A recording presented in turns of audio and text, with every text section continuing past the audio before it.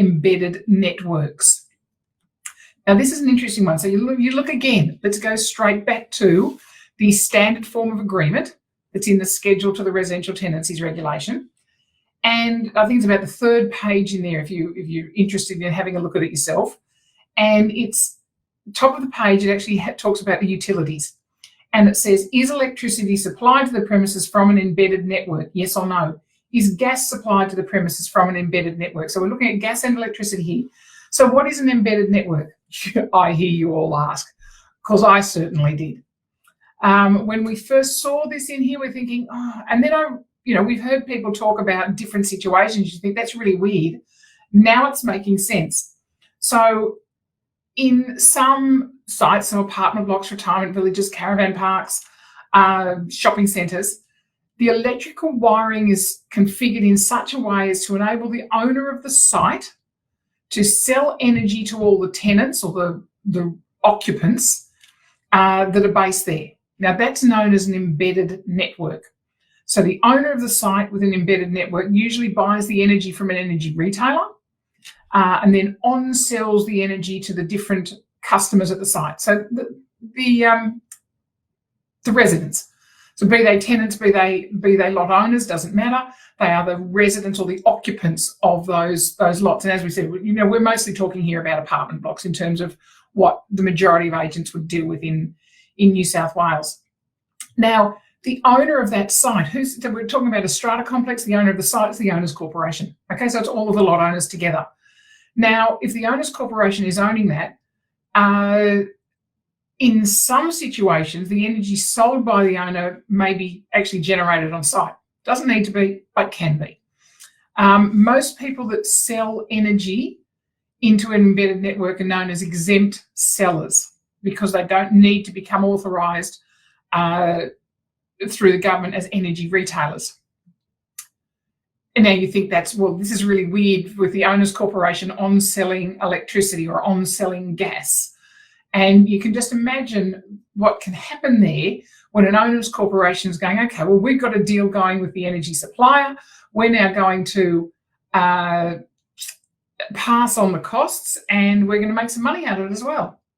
And so here you can see where there can actually be some decisions made. Now, then we go back to another part of the residential tenancy regulations in terms of when you are charging for something, the bill actually has to come directly from the provider, the service provider. So this is more about when we start talking about separate water meters, and that's a whole different deal. And, maybe that's next week. Or just, a 6-hour conversation, and which may well have to include red wine. But when we go back to that, the bill isn't coming from the energy provider, it's coming from the owner's corporation. And here is where, people's energy rights are then being questioned. So,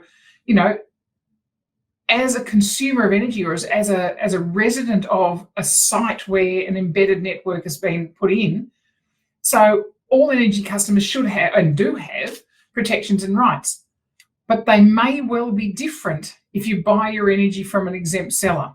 So if the owner's corporation has gone down the path of being an exempt seller, compared to when you buy your energy from an authorised energy retailer. So why is this important to you? What do you need to know about embedded networks? Well, you actually don't need to know about all these embedded networks, but you do need to be able to ask the question. For you to be able to answer these questions, and let me go back to that page again here, which is electricity supplied to the premises from an embedded network? Yes or no? Is gas supplied to the premises from an embedded network? How do you know? How do you know to answer that when you put it into your lease? Well, obviously, you're going to have to ask your landlord. Now, is the landlord going to know? If they have purchased the property and then gone straight through into leasing the property out as an investment property, they may well not have taken notice of this probably in their contract, but even if it's not, it may well have been in their strata search. It hasn't been raised for them. They're not looking at that because they're personally not going to be living there. And if they don't know, they're clearly going to have to ask the strata manager for that information. So either you're going to have to go down that path of checking it from strata, or you're going to have to get your owner. So clearly these are questions. So to be ready for the first leases that you are selling, if you're managing strata buildings or shopping centres or caravan parks or retirement villages, but then retirement villages maybe on this point for residential, because this is the residential tenancies regulation. It's really important that you know how to answer those questions within the lease. If you're not answering these questions in your lease is obviously not going to be valid, because you're not completing all of what's required within the lease to actually do that.